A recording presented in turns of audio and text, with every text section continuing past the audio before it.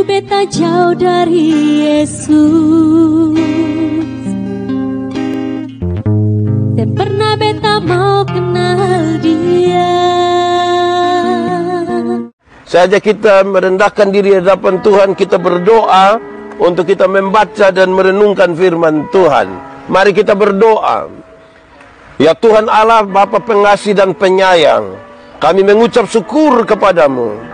Engkau terlalu baik buat kami Tuhan, sehingga sekalipun di malam hari seperti ini yang mestinya kami beristirahat, tapi Tuhan berkenan memanggil kembali kami untuk bersekutu bersama-sama dengan 1-2 pemuda dan jemaat yang ada di Gemit Moria Kota Nyonya, dan semua jemaat Facebook yang ada malam hari ini.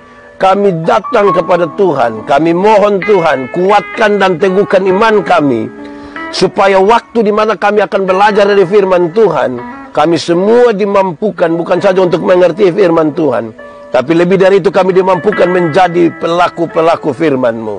Berkati setiap hati yang disiapkan untuk pemberitaan ini, jauhkan semua penggoda pencobaan, biar dalam damai-Mu kami belajar firman Tuhan. Kami rindu pada firman-Mu.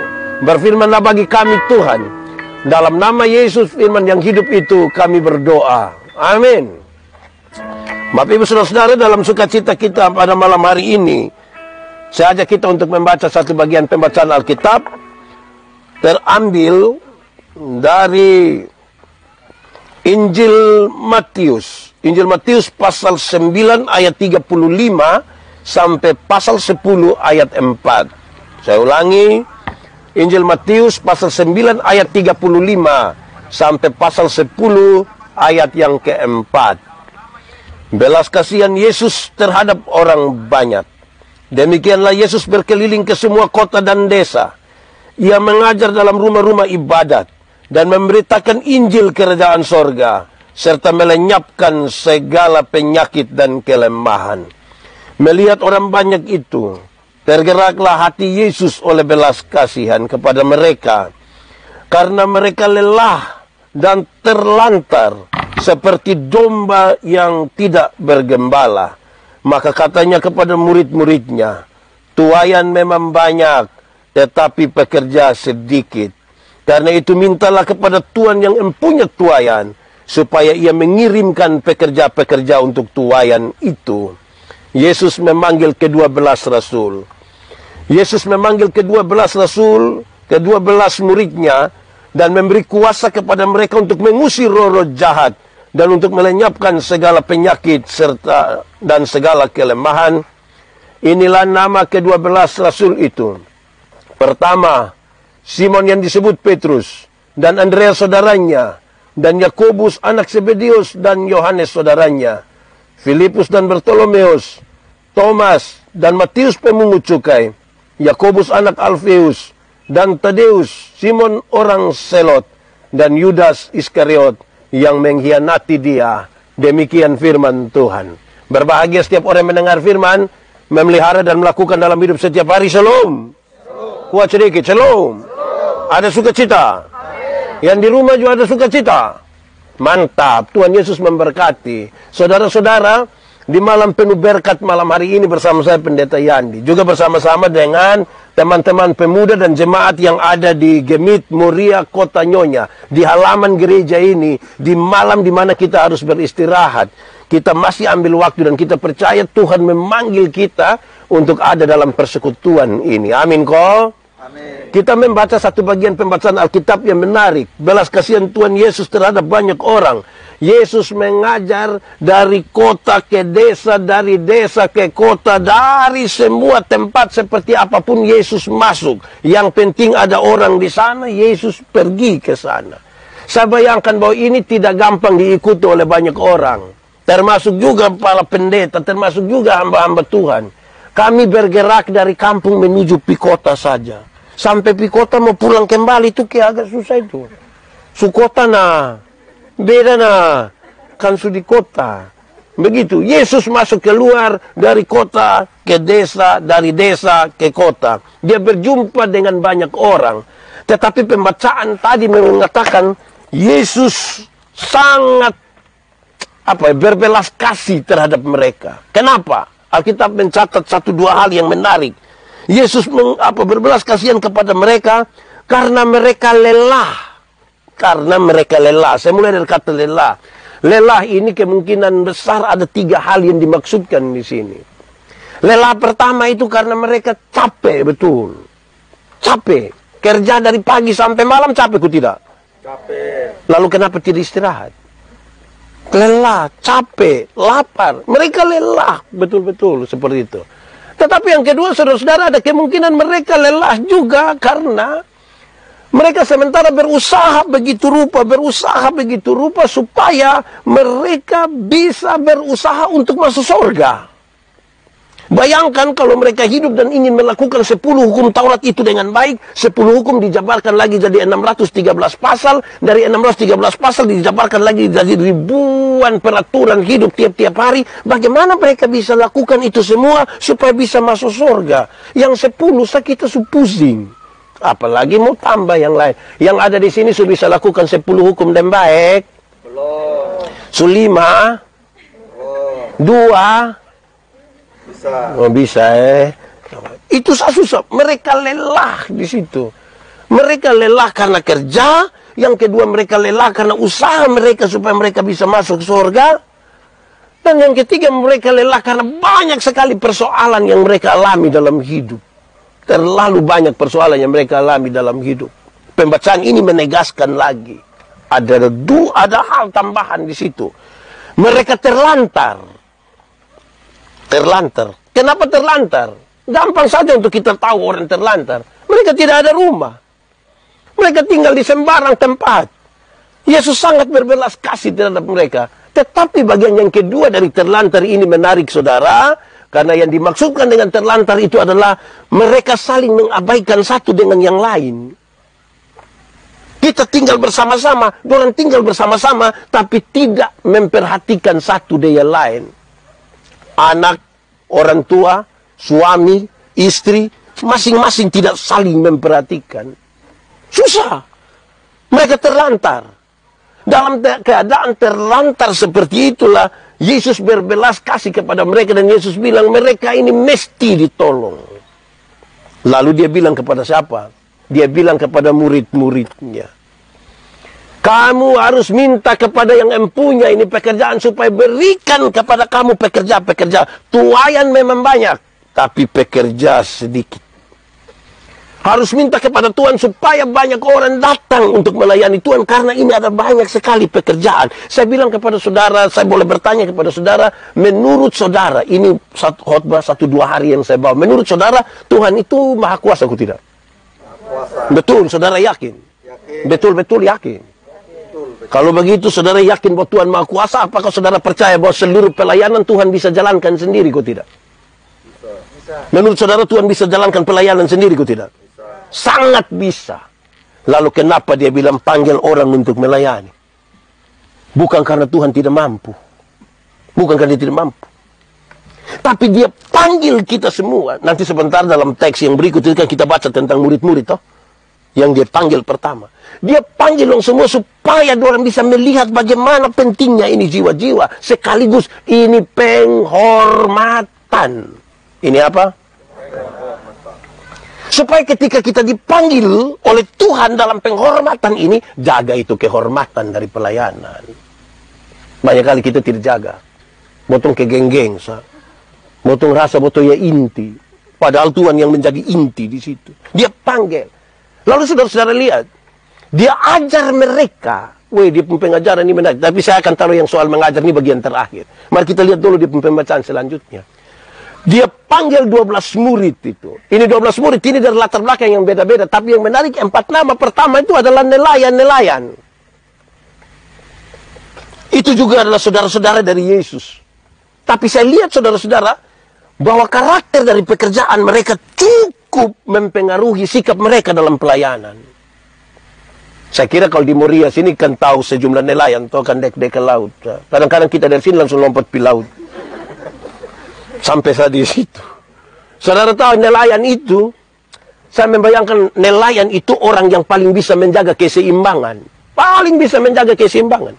Kalau dong naik sampan kecil satu, yang satu sudah duduk di muka, yang satu mesti di... Coba kalau satu di muka terus yang satu dia bilang, beta judi muka ya. Itu tidak akan jalan begini, dia jalan begini. Melayani Tuhan tanpa menjaga keseimbangan itu susah. Dia mau ajar ini orang dong, supaya dorang bisa menjaga keseimbangan dalam pelayanan. Keseimbangan itu banyak sekali hal. Dorang mesti jaga di situ, mesti. Kadang-kadang kita tidak bisa jaga keseimbangan. Kita hanya ikut apa yang kita mau dan tidak bisa menjaga keseimbangan. Yang kedua, nelayan-nelayan itu, saudara lihat. Dorang paling bisa baca situasi. Nelayan paling bisa baca situasi. Kalau kita tanya, Ama, tidak turun kok? Woi, tidak. Kenapa? Ini ikan dong belum naik. Ini bulan purnama. Ini begini, ini begitu. Nelayan itu. Dia paling bisa baca situasi. Peka terhadap keadaan. Mau melayani Tuhan tanpa kepekaan itu susah. Banyak kali kita melayani, kita berkhotbah, tapi kita tidak peka. Khotbah 14 jam, ke orang main bilang, dia tetap, dia khotbah. Wih, mesti peka sedikit. Kalau orang sampai lihat jam, kok sudah begini. Kakak, berhenti sudah kok. Peka sedikit. Butuh sedikit kepekaan. Amin kok. Amin. Kadang-kadang kita yang kayak apa kok. Saudara pernah lihat orang yang begitu kok? Yang kurang PK ada kok. Di Moria juga ada. Ada. Dia pakai baju biru. Beta Yang ketiga, saudara lihat nelayan-nelayan tuh. Nelayan-nelayan itu adalah orang yang paling cepat mengambil keputusan. Paling cepat mengambil keputusan. Katakanlah terjadi sesuatu di laut, dong paling cepat ambil keputusan. Tinggal 2 orang yang selamat dalam sebuah badai, tiba-tiba tinggal satu baju apa itu? Yang pelampung itu. Itu dong tidak lama pakai rapat. Tidak mungkin dong duduk ke rapat bilang, ini kita dua nih kira-kira kalau hidup, dia pakai untungan karmana, beta hidup karmana, lu pikir bapak dulu, aduh kawannya pikir, mati. Harus segera ambil keputusan untuk sebuah pelayan. Tidak boleh dibiarkan terlalu lama, nanti banyak orang mati. Mesti ambil keputusan. Kita ini kan yang paling bermasalah tuh keputusan. Dalam satu hari itu manusia ambil keputusan antara 300 sampai 1500 kali keputusan. Dan itu semua berkonsekuensi ke masa depan. Siapa yang tidak mengambil keputusan itu akan susah sekali dalam hidupnya. Kenapa? Orang tua dulu bilang begini. Di satu waktu yang sama buru rusa 2 ekor sekaligus. Pasti tidak dapat. Harus ambil keputusan. Buru yang jantan atau yang jantan. Dua-dua jantan yang ada di situ. Harus ambil keputusan. Mana yang kita mau buru? Orang yang celaka di jalan itu yang paling banyak kena tabrak itu bukan yang buta, tapi yang pura-pura buta. Yang buta itu sekali taruh dia buka kacamata dan dia putongkan, dia jalan langsung. Kita yang pusing dan silih dia. Yang pura-pura buta itu yang dia mau jalan soalnya jalan ya itu ya mati. Itu ya mati. Keputusan. 300 sampai 1500 keputusan per hari itu punya konsekuensi ke masa depan. Contoh, bangun tidur. Mau langsung turun dari tempat tidur atau ambil tambah kain panas kau tidur. Itu keputusan. Bangun tidur, mau berdoa dulu atau foto. Itu juga keputusan. Itu semua berkonsekuensi ke masa depan. Kenapa hari ini saya disebut pendeta? Karena saya pernah ambil keputusan kira-kira 25 tahun yang lalu untuk sekolah teologi. Makanya hari ini saya di sini. Kita yang ada hari ini adalah buah dari keputusan masa lalu. Siapa yang tidak ambil keputusan, dia susah. Dia terombang-ambing. Alkitab bilang, orang yang mendua hati tidak akan pernah tenang dalam hidupnya. Tidak akan. Amin kok. Seorang perempuan dewasa umur 29 tahun belum menikah, ada 2 laki-laki sekaligus suka, dan dia yang harus dilakukan adalah ambil keputusan. Tidak bisa tiap hari yang bilang, ini kok, ini kok. Oh, itu lama-lama sudah jadi itu. Keputusan. Orang yang tidak segera mengambil keputusan itu akan membanding-banding hidupnya dengan orang-orang lain, toh? Beta di mana-mana suka tanya ibu-ibu. Ibu-ibu, kalau suami banding ibu-ibu dong dengan ibu-ibu lain dong suka. Pas pulang jubah tua bilang begini, Ma, kenapa Ma tidak sama dengan ibu di sebelah? Woi, itu belum om habis, lu pindah di sebelah. Woi, memang kita hidup kalau tidak ambil keputusan tuh kita hidup hanya dalam perbandingan toh. Dong ada di jemaat Moria, tapi tiap hari dong bilang begini, Mana kodon di Bethlehem? Dan aku nggak topi Bethlehem. Keputusan menjadi penting dalam hidup. Kalau tanpa keputusan kita rumit, saudara. Keputusan, sekali lagi keputusan itu penting. Saya suka bilang begini, kalau kita tidak ambil keputusan, kita sulit sekali untuk mensiasati hidup ini dengan baik. Dan nilai-nilai memberikan contoh yang baik. Saya ambil keputusan, kalau ada badai, apa yang harus dilakukan? Yang keempat, nelayan-nelayan itu adalah orang yang paling bisa menolong orang. Kalau dong jalan, tiba-tiba ada perahu satu bermasalah di sebelah, dong tidak akan terus, dong balik. Ada kemungkinan hari ini orang lain yang susah, tapi besok mungkin orang yang susah. Hidup dalam sebuah kesatuan itu mau senang-senang sama-sama, mau susah, susah sama-sama. Tuhan Yesus panggil ini murid-murid untuk apa? Yang menarik di sini adalah ketika Yesus menyebut mereka murid, bukan siswa. Biasa disebut murid Tuhan Yesus atau siswa Tuhan Yesus? Murid atau siswa? Atau anak didik? Menurut saudara murid dengan siswa ada beda kosone? Murid dengan siswa ada beda kok tidak? Beda kok tidak? Beda, kok di pun tulisan saya beda. Beda nah. Tapi saya ingin sampaikan begini, dalam konteks kita di Indonesia, memang murid dan siswa itu hal yang beda. Siswa berkaitan dengan sebuah sekolah yang formal saja. Habis sekolah dapat ijazah, lanjut atau tidak, itu keputusan daripada kita. Tapi murid sangat berkaitan dengan seseorang yang belajar dari seseorang yang menjadi tokoh bagi dia. Sifat-sifatnya, cara-caranya itu akan menjadi bagian dari orang-orang yang belajar sesuatu daripadanya. Amin kok? Jadi kalau kita mengaku percaya kepada Tuhan, mestinya kita belajar sifat-sifat Tuhan itu untuk ada pada kita. Tuhan memanggil mereka dan sekarang Tuhan mulai mengajar mereka banyak sekali hal karena mereka akan pergi dan menolong sejumlah orang. Nanti bagian terakhir baru saya bicara tentang apa yang harus mereka kerjakan. Tapi belajar itu penting, saudara. Saya mendefinisikan belajar ialah perubahan tingkah laku dari tidak tahu menjadi tahu, dari tidak bisa menjadi bisa. Simon Petrus kalau dipanggil, "Hei Simon, pergi kau pancing ikan," tanpa suruh dia pergi sendiri. Kok dia memang tiap hari hidup di situ. Tetapi kalau panggil dia, engkau harus menjadi penjala manusia, dia butuh cinta yang baru terhadap itu pekerjaan, dia butuh belajar. Adaptasi. Dia butuh untuk tahu sejumlah hal di situ. Saudara, belajar. Belajar itu ada 4 tingkatan sesungguhnya. Belajar ada 4.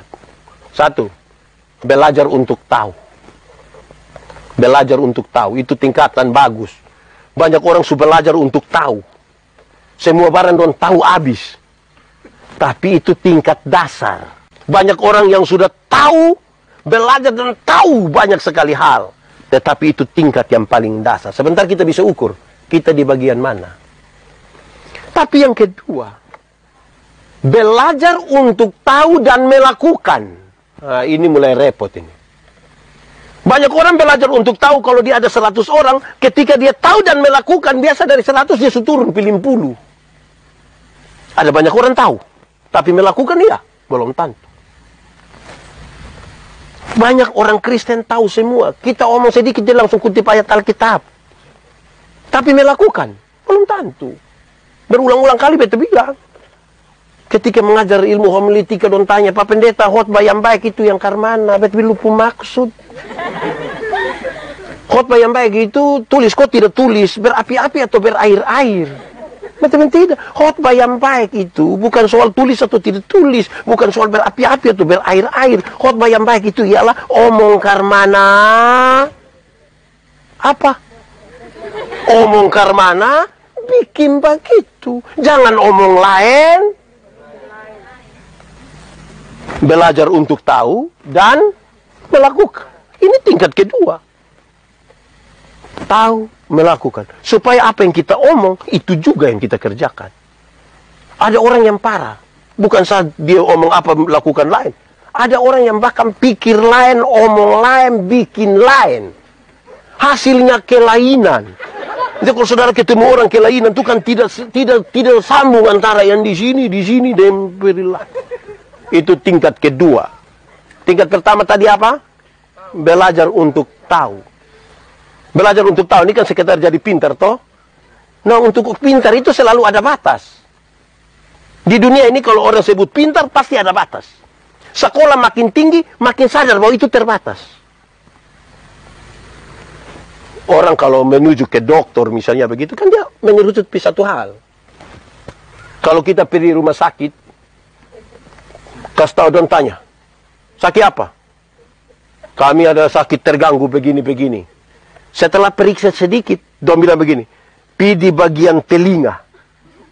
Kita pi di bagian telinga ini. Dong periksa sedikit, dong bilang, pi bagian telinga bagian kiri. Itu di sebelah sana. Dia hanya khusus cari tahu telinga bagian kiri. Kita pi sampai di bagian kiri, dia kasih tahu lagi. Periksa sedikit, dia bilang, pi di bagian telinga bagian kiri pun bagian genderang telinga. Dia hanya khusus belajar satu hal. Jadi orang yang tahu banyak, orang yang belajar untuk tahu, dia akan saja, dia terbatas. Pintar selalu terbatas. Biasanya yang bodoh itu yang tidak terbatas. Kalau pintar tuh ada di pembatas, oh sini. Bodoh tuh, bodoh sah. Dia meleleh sah begitu, gitu. Jadi, wih, baraju ini. Ini berdua, Satu belajar untuk tahu. Beta mau tanya dong, bodoh dan tidak tahu tuh sama kok beda, Bodoh dan tidak tahu sama kok beda? Beda kok sama? Sama kok beda? Beda kok sama? Beda! Tidak tahu ialah, kok memang tidak dikasih tahu nah. Jadi dari situ kalau dia salah jawab, kok memang tidak kasih tahu. Tapi bodoh ialah, kasih tahu, dia begini terus nih.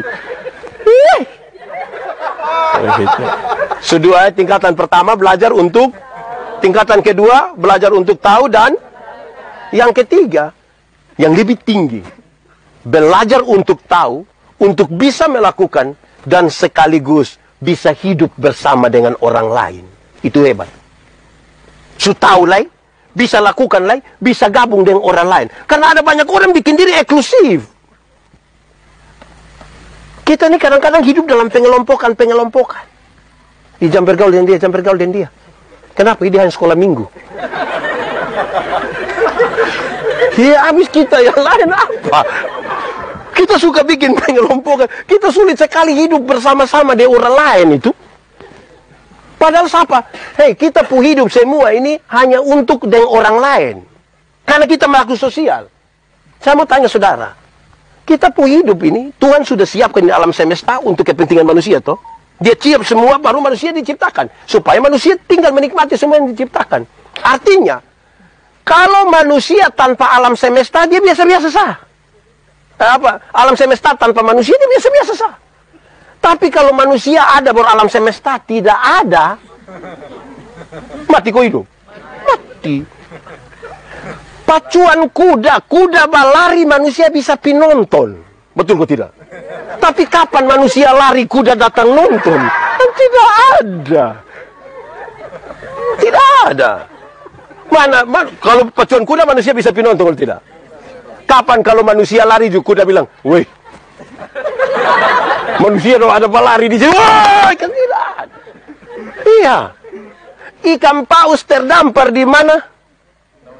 Nomor saya. Manusia bisa pinonton. Tapi kapan manusia mati?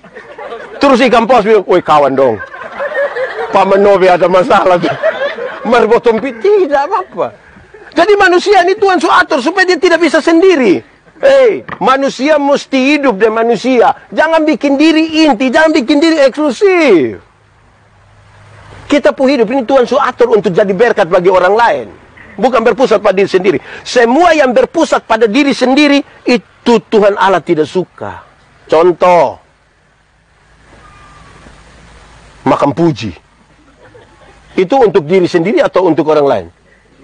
Untuk diri sendiri. Tuhan Allah suka kok tidak? Tidak.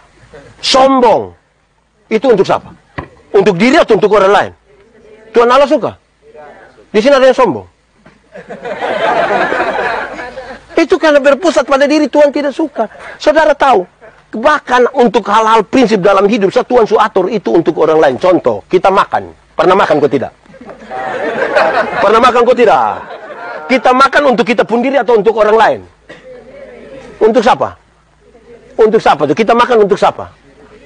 untuk orang lain. Saudara tidak percaya? Saya uji. Kami bapak-bapak yang sudah menikah, apalagi usia anak-anak masih kicik-kicik, baru ibu sakit, mulut pahit, tidak mau makan. Kita bilang, mama makan. Mama makan, di mulut pahit. Mama makan, mama tua tidak mau. Kalau kami suka habisan kata-kata, kami akan bilang begini, mama makan, teh anak-anak masih kecil. Itu mam tua bangun tambah. Dia makan untuk kepentingan siapa? Orang lain. Mau itu anak dong ada mama baru. Dia makan kepentingan orang lain, saudara. Jadi siapa yang bilang? Kadang-kadang kita ini bermasalah. Saudara tahu, kita pakai pakaian ini untuk siapa sebenarnya? Kita ini pakai pakaian ini sebenarnya untuk siapa ini sebenarnya? Menurut saudara kita pakai pakaian untuk siapa? Untuk siapa coba? Untuk orang lain. Sebab kalau kita sendiri kan tidak pakai juga tidak apa-apa toh.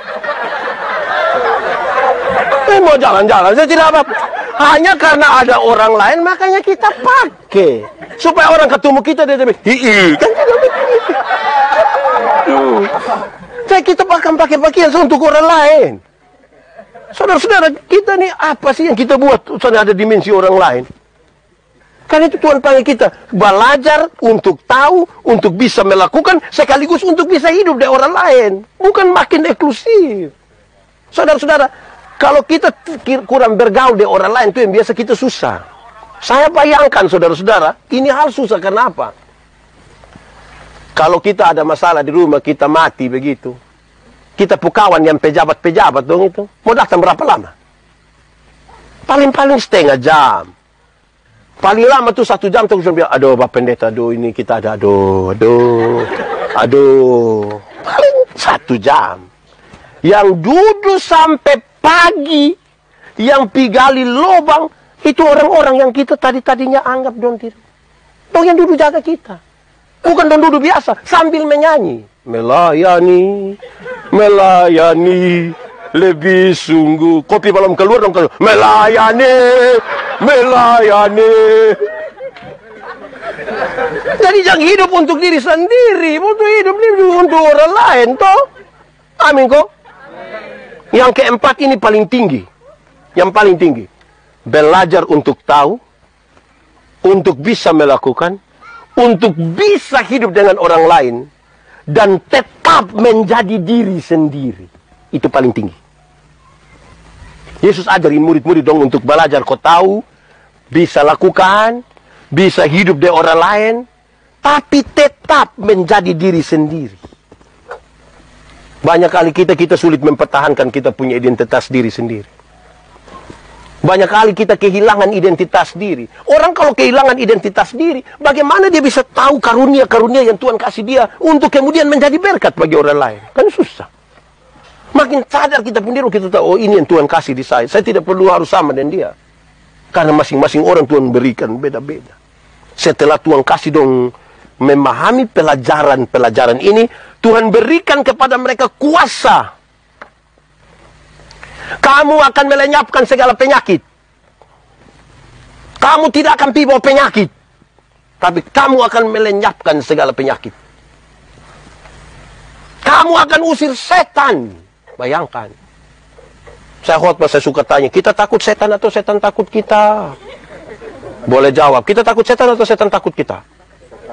Atau kita dan setan bakas takut? Kadang-kadang kita kas takut setan, kadang-kadang setan kas takut kita. Yang benar mana? Yang benar mana? Kita kas takut setan. Awas dia dengar.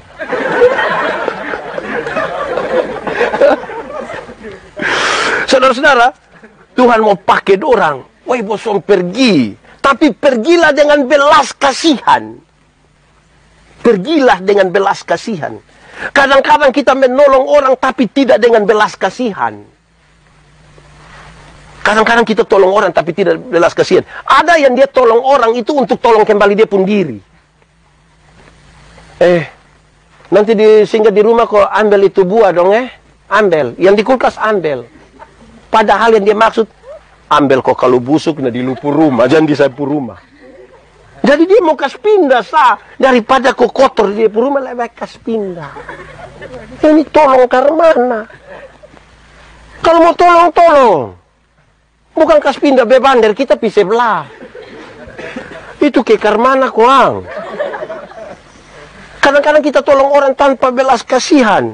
Padahal Yesus ajar kita, kalau mau tolong orang, tolonglah dengan berbelas kasih. Karena Yesus penuh dengan belas kasihan. Dia selalu peduli dengan orang lain. Wih, Tuhan peduli dengan kita, bahwa kita pun saling tidak peduli. Ini anak-anak muda dong, justru satu. Perkembangan zaman bikin dong ini kok kalau dong sepakai memang itu headset itu. Dulu deh orang tua jangan rasa tidak ada orang tua. Dong sama kayak baru lari dari rumah sakit. Bawa ini selang infus dong tertempel di sini semua. Bosan kira bosan nanti hidup sendiri. Woi, Tuhan ini atur kok bagaimana kita bisa jadi berkat di orang lain, hidup bersama-sama di orang lain, tapi tetap menjadi diri sendiri. Selama kita tidak menjadi diri sendiri, kita akan sibuk di orang lain. Kita akan jadi sibuk di orang lain. Saudara-saudara, ini yang menarik dari ini murid-murid ini adalah ada dua nama yang disebutkan di situ. Satu, Lewi pemungut cukai. Dan yang kedua, Simon orang Selot. Ini dua nama menarik di antara para murid. Kenapa? Ini orang suku Lewi, tapi dia pemungut cukai. Bagaimana kisah seorang pemungut cukai? Pemerintah Romawi takser satu tempat punya pendapatan. Setelah takser habis, dong lelang itu jabatan. Siapa mau jadi pemungut cukai? Dia boleh ambil hasil dari situ, dia makan dari situ, baru dia kirim kasih pemerintah Romawi. Orang-orang tertindas dari itu pekerjaan. Pajak terlalu mahal, baru dia makan lagi dari kita, dia pikas hidup orang Romawi. Yang lebih parah dia sebut nama Lewi lagi, baru pemungut cukai. Orang marah. Yang kedua Simon orang Selot. Selot itu sebuah partai politik dalam masyarakat Yahudi. Dia sangat revolusioner. Dia tidak suka pada penjajahan Romawi. Bahkan dia tidak suka juga terhadap pemungut cukai yang datang suka bikin rusak ini masyarakat dong ini. Lalu apa yang dia lakukan? Kalau seandainya dia ketemu ini orang pemungut cukai, memang kali dia mau bunuh kas mati. Saudara lihat, di antara murid-murid Yesus ada satu suka peras rakyat, ada satu ingin membantu rakyat. Kalau don dua ketemu di luar Tuhan Yesus, don dua baku bunuh mati. Karena don dua satu bertolak kiri, satu bertolak kanan. Tapi yang menarik perjumpaan mereka adalah perjumpaan di dalam Tuhan. Yang membuat mereka yang tadinya bertolak belakang bisa bersatu di dalam Tuhan. Kepentingannya apa? Kepentingannya kerajaan Allah. Yesus pergi ajar dorang untuk beritakan Injil damai sejahtera, kerajaan sorga, baru lenyapkan segala penyakit dong, segala macam hal yang terbatas sebagai manusia berdosa. Saudara, ini terlalu penting dan terlalu serius bagi kita semua. Kenapa? Karena ketika Tuhan memanggil murid-muridnya, itu murid-murid dompu karakter itu mewakili botong semua. Ada yang pendiam. Ada yang ke Simon Petrus agak cerewet sedikit dia bangun. Sedikit dia omong. Tapi semua itu bisa bersatu. Saya omong di mana-mana persekutuan jemaat itu, saudara, adalah sebuah persekutuan seperti kita makan kolak itu. Tahu kolak? Pernah makan kolak? Nah, kolak terdiri dari apa? Ubi, pisang, santan, gula. Sudah jadi dia pun nama? Waktu sudah jadi kolak kita makan pisang, masih rasa pisang kok tidak? Masih. Tapi ada cita rasa baru yang ditambahkan sebagai bagian dari sebuah persekutuan. Dong bisa sama-sama. Tidak ada upaya untuk saling menghilangkan satu dengan yang lain. Bisa bersama-sama. Dong bisa berkumpul di satu panci yang kemudian dia pun nama kolak. Saya tetap timur, ada yang roti, ada yang sabu, ada yang Jawa, ada yang Sumatera, ada yang Jakarta, yang Padang, Batak teh. Tapi kita semua bisa sama-sama. Sebagai bagian dari sebuah persekutuan, toh tidak ada upaya untuk saling menghilangkan. Kita bisa bersama-sama. Siapa yang dia mau makan kolak, nah dia makan pisang di sini. Dia pindah makan ubi di sana. Dia pindah lagi minum santan di sana. Baru terakhir dia datang naik komfor di sini, kan tidak bisa berkumpul bersama-sama. Jadi mereka yang berbagai-bagai latar belakang ini di dalam Yesus bisa berjumpa satu sama yang lain. Amin kok. Tidak ada yang bikin diri inti di situ. Saya suka bilang, jangan kelola persekutuan itu sama kayak minum kopi. Tahu kopi? Pernah minum kopi? Nah, kopi terdiri dari apa? Dari apa? Gula, kopi, air panas. Sudah jadi dia pun nama? Nasi yang lain pun nama. Kopi ini kayak apa kok? Kita semua menama musdia. Kita semua menama musdia. Dia terlalu egois itu. Saudara pernah lihat tembok? Pernah lihat tembok? Yang mana, cow? Oh iya, yang ini. Tembok terdiri dari apa? Batu, pasir, semen, air. Kalau dia sudah jadi putih begini nih, pasir kelihatan. Nah, kalau dia tidak kelihatan, nah kita sepakat garubuan dia pun pasir. Dalam sebuah kebersamaan kita mungkin tidak kelihatan, tapi bukan berarti kita tidak penting.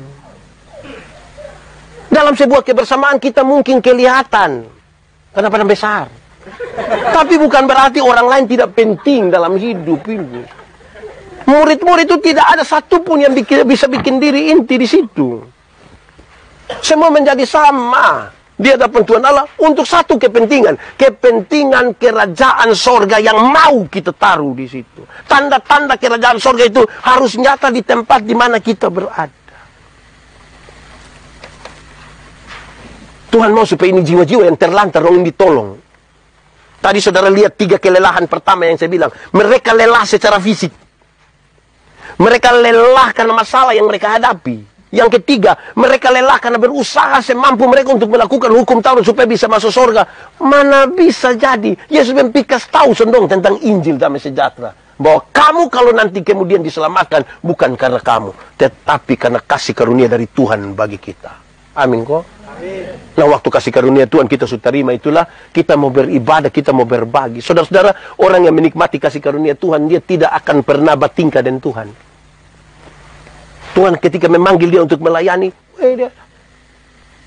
dia akan dengar suara Tuhan.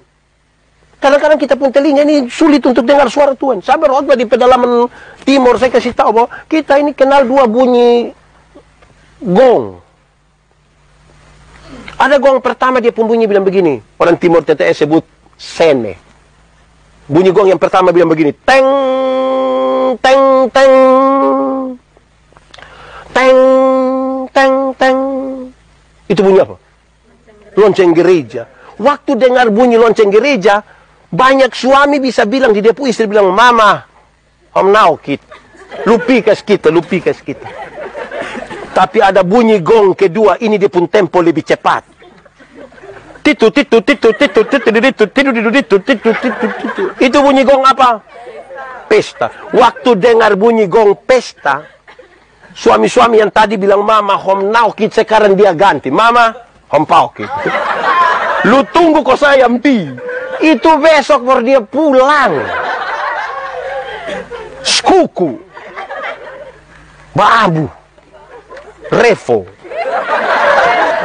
di kota Nyonya juga ada. Nafam apa juga. Wih, saudara bayangkan betapa indahnya kalau kita dekat dengan Tuhan tuh toh. Tidak akan ada orang bertingkah dengan Tuhan. Kadang-kadang saya merasa bahwa kami pendeta, penatua, diaken ini, kalau satu minggu ada pelayanan, Minggu, Senin, Rabu, Jumat. Senin, menobe pimpin. Jumat, menobe. Rabu, menobe. Don bilang, sana ada orang lain naik, beta sah. Di ini gereja beta sah semua. Hai. Kikar mana? Di sini juga ada. Dia majelis ko jemaat. Nanti kan kita terbiasa dengan tidak memberi diri. Akhirnya ketika ada orang mau, kita akan makan puji. Padahal ini orang ini mau memberi diri. Kenapa? Karena kita pun mental, ini mental tunjuk orang. Kita pun mental, ini bukan mental memberi diri. Mental tunjuk orang. Tidak percaya? Kakak, sebentar kakak doa tutup Iya nanti bapak sah. Kita iya, tapi kita serahkan. Jadi kita pun mental baku tunjuk ini, aduh berat. Wih, Tuhan Yesus terlalu luar biasa. pekerjaan yang luar biasa itu dia panggil untuk pakai kita ini. Kalau kita tidak setia kepada dia, bagaimana kita bisa jalankan apa yang dia mau? Saudara-saudara, saya suka bilang di mana-mana, bahkan soal khotbah sekalipun. Kegagalan kita berkhotbah adalah kita terlalu banyak mempersiapkan kata-kata, ilustrasi, sampai kita lupa mempersiapkan diri kita sebagai saluran, selang. Ada air besar dari puncak gunung yang Tuhan mau kasih ke jemaat. Kitalah saluran, selang itu. Ini selang tidak boleh bocor-bocor. Nanti air tidak sampai. Ini selang tidak boleh tersumbat. Kalau tidak, air tidak sampai di jemaat. Karena itu pastikan jangan sekedar siap kata-kata, tapi siap kita pun diri. Sehingga pertama-tama Tuhan panggil dong, harus ajar kasih dong begini dulu, baru dong pi. Karena apa? Beberapa saat kemudian Tuhan akan membiarkan dong sendiri untuk melayani. Mereka harus tahu bahwa ini bukan sebuah pekerjaan yang gampang. Kamu akan diutus seperti apa? Domba di tengah-tengah serigala. Itu ngeri. Serigala lapar dan haus akan domba. Baru domba pitaro di situ tuh. Kasala barato. Nah, kita kadang-kadang kita pemalas jadi domba, kita cuma jadi serigala. Untuk kan begitu, domba saja. Tuhan mau supaya kita hidup dengan sukacita, melayani dengan sukacita. Tadi malam saya berkhotbah tentang saksi. Saksi itu apa? Orang yang melihat, mengalami, merasakan, terus kasih tahu di orang lain. Kan dia alami, kan dia rasakan. Kalau saya pernah pi Atambua, saya pu istri tidak pernah pi Atambua. Waktu saya pulang dari Atambua, saya pu istri tanya, Bapak, Atambua ke mana? Saya bilang, sabar, Mama. Sabar, kok saya catat, Bapak, baru saya kasih tahu Mama Atambua. Memang begitu? Tidak begitu. Mungkin ada dalam catatan kita, tapi karena kita tahu itu, kita akan bercerita. Hampir-hampir yang paling bermasalah bagi kita adalah kita kadang-kadang tidak percaya apa yang kita beritakan. Kita tidak meyakini apa yang kita doakan sendiri. Yang kita beritakan kita tidak percaya, kita sendiri tidak yakin yang kita doakan ini. Tapi kita berusaha kasih yakin orang lain. Wih, ini berat. Ada orang ini dia melayani dia, Bapak. Saya begini su 4 periode. Bapak nanti yakin masuk surga deh. Tahu lete ini buat tempui. Loh, kok Bapak sendiri sudah yakin, karena mana bisa kasih yakin orang lain? Kadang-kadang kau duduk begini, ada ibadah di sebelah sana, ibu satu pimpin. Terus dia dengar, siapa yang pimpin di sebelah? Bupu istri yang pimpin. Sapu istri. Wih, kalau suami seson yakin kita, ini kita mau pikas yakin siapa?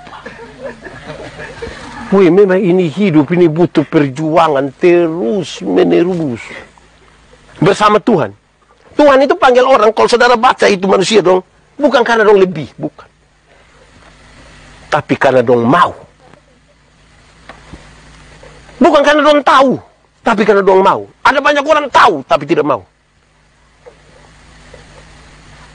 Minimal mau dulu. Terus Tuhan bikin tahu. Terus Piko kasih tahu. Paling parah tuh kalau sudah tidak tahu apa-apa, tapi bikin ke tahu-tahu. Itu paling parah. Wih, kadang-kadang kita ini melanjutkan hal-hal yang kita tidak tahu, tapi bikin ke... Itu dia pun nama saksi dusta. Yang kita baru sampai dia langsung bilang, ada dengar kosong dewa. Itu bahaya. Itu tertahu siapa yang korban lain. Tahu itu penting, toh. Tapi butuh tahu yang betul-betul tahu, yang memang Tuhan kasih tahu. Bagaimana kita tahu? Memang harus banyak untuk duduk tenang, menyelidiki Alkitab. Minta Roh Kudus, kan Roh Kudus yang ajar kita semua hal. Bukan karena bertumpung kelebihan. Bukan. Tapi kan Roh Kudus mau menolong kita. Saudara lihat. Tujuan utama ini harus berhasil. Saudara-saudara yang mengikuti ini, semua jemaat Facebook yang saya hormati, yang saya cintai, saya kasih dalam Tuhan Yesus. Kita juga mungkin dalam kelelahan. kelelahan fisik kita, kelelahan berpikir karena sejumlah masalah, kelelahan untuk kita berusaha begitu rupa untuk menjadi sempurna. Hari ini Tuhan mau memanggil kita hanya untuk bagaimana mendengar panggilannya, diam dan belajar sesuatu dari Yesus. Belajar sesuatu dari Yesus.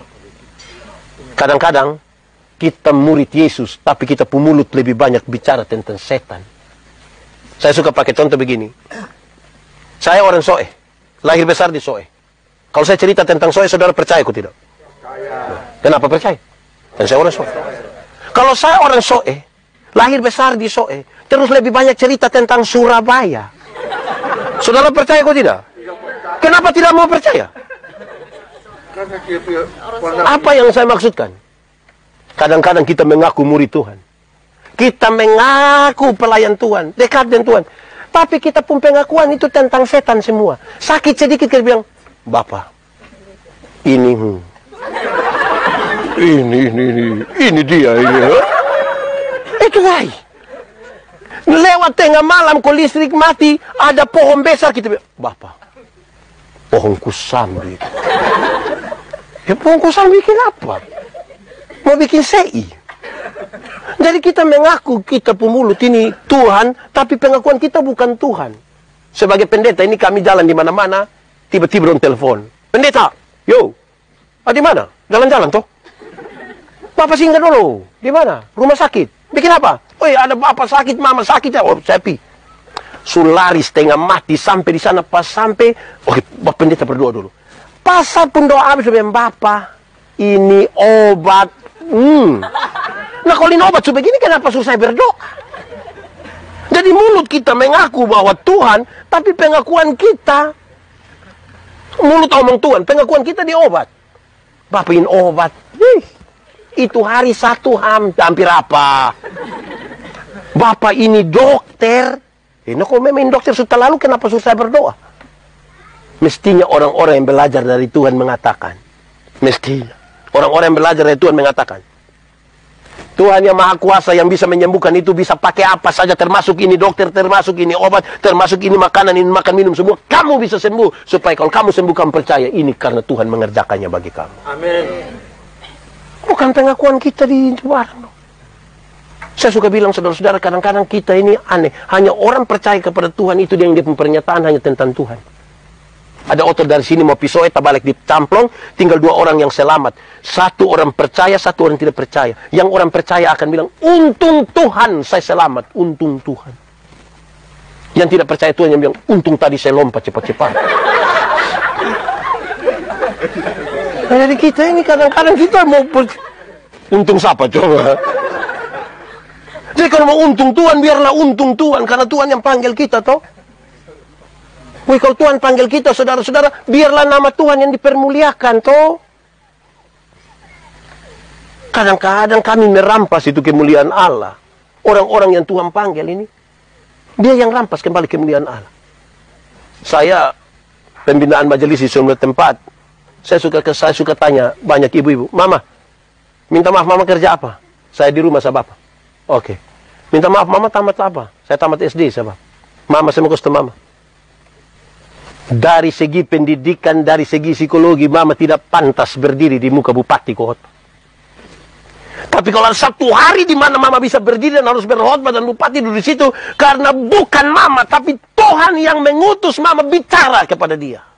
Otoritas yang Tuhan berikan itu yang Mama pakai untuk sampaikan, bukan karena kita. Kalau saya ajar ilmu berkhotbah, don datang tanya saya, Pak Pendeta,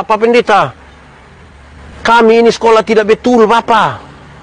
Pak Pendeta, kami ini gugup kalau bicara di muka umum. Saya bilang, puji Tuhan. Puji Tuhan kalau kamu sudah tahu dari awal kalau kamu tuh sekolah tidak betul. Puji Tuhan. Puji Tuhan kalau kamu tahu dari awal kamu gugup untuk berdiri di hadapan umum. Supaya apa? Supaya kamu belajar bersandar kepada Tuhan. Tapi coba bayangkan kita pilih ambil satu orang yang bilang, khotbah tuh kecil. Kira-kira itu dia berdoa lah kok khotbah kok tidak. Itu dia pakai berdoa lah kok tidak. Pakai kok tidak. Kok kecil. Nah, bayangkan itu. Jadi mau dulu. Baru Tuhan tenggelamkan kita. Dia buka pelan-pelan. makin melayani, maka kemuliaan Allah dinyatakan. Amin kok? Terima kasih banyak untuk semua saudara yang mengambil bagian malam hari ini. Besok malam kita jumpa lagi di tempat yang berbeda lagi nanti. Ini malam di Moria, saya tidak tahu besok malam di mana lagi, tapi puji Tuhan, bersama-sama dengan tim semua kami ajak orang beribadah tiap-tiap malam. Puji Tuhan, kan Tuhan menyiapkan banyak sekali jiwa yang menanti-nanti. Banyak sekali jiwa menanti-nanti. Ribuan orang menanti di jam 10 malam untuk beribadah. Pada saat yang sama kita pendeta pun tidak bisa menjamin nanti 10 tahun ke depan berapa orang bisa ada lagi di dalam gereja. Berapa orang bisa kita sendiri tidak punya keyakinan untuk memastikan itu. Tetapi lewat media seperti ini, seperti malam penuh berkat ini, ada ribuan orang, mereka jiwa-jiwa yang penting, termasuk saudara semua yang ada di sini. Jangan sia-siakan itu. Karena itu lakukanlah seperti untuk Tuhan.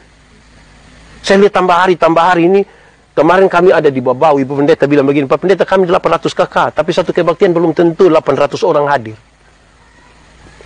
Berarti ada jemaat yang sama sekali tidak pernah ikut beribadah. Nanti 24 Desember dan 31 Desember baru penuh sampai luar. Dan tanggal 5 Januari kita rapat penambahan bangku. Pas bangku ada, orang tidak ada. Bangku rusak, orang datang. Wih, itu memang tak lalu. Saudara-saudara, karena itu malam penuh berkat ini, saya kira biar itu menjadi bagian yang penting bagi kita semua. Kalau saudara merasa diberkati, bagi untuk saudara-saudara yang lain. Biar mereka menjadi bagian untuk kita semua. Tuhan memberkati kita. Mari kita tunduk kepala di hadapan Tuhan. Teman-teman pemuda yang memandu pujian, mari saya jemput datang ke sini.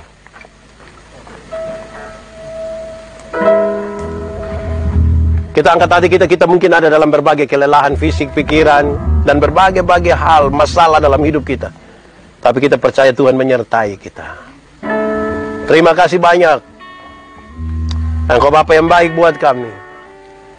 Kami angkat hati kami kepadamu Tuhan. Kami mohon Tuhan memberkati kami. Dalam seluruh persoalan kami taruh hidup kami sepenuhnya di dalam tangan-Mu. Tuhan, kami juga rindu untuk menjadi saksi-saksi Tuhan. Kami sangat rindu juga untuk menjadi bagian dalam pelayanan-Mu. Dalam seluruh keterbatasan kami, tapi kami percaya Tuhan memperlengkapi kami dengan cara-Mu yang luar biasa. Di malam penuh berkat ini, bersama-sama dengan jemaat yang ada di sini di Moria, Kota Nyonya, Klasis Kota Kupang. Juga semua jemaat Facebook yang ada di seluruh Indonesia, dari Sabang sampai Merauke. Juga yang ada di sejumlah negara di dunia yang malam hari ini ada. Singapura, Malaysia, Kenya, Australia, Belanda, Inggris, di perbatasan Papua Nugini, Timor Leste, dan semua orang yang memberi diri mereka untuk ada di sini. Diberkatilah mereka di dalam nama Tuhan. Kalau mereka sakit, Tuhan sembuhkan mereka. Kalau mereka berbeban berat, Tuhan berikan kelegaan atas mereka. Kalau mereka ragu-ragu, berikanlah iman. Kalau mereka putus asa, berikanlah kepada mereka kepastian. Obatilah setiap hati yang hancur oleh karena berbagai hal. Karena untuk itulah Tuhan datang bagi kami, menyelamatkan kami, menghibur dan menolong kami. Dan biar sepanjang kami ada di dunia, kami menikmati semuanya. Terpujilah nama Tuhan. Biarlah kami menikmati malam penuh berkat ini dalam sukacita-Mu, dan tiap-tiap hari Tuhan menolong kami. Terpuji nama Tuhan. Di dalam nama Yesus kami berdoa. Amin. Sampai satu saat beta jatuh, Tengah ada yang peduli beta.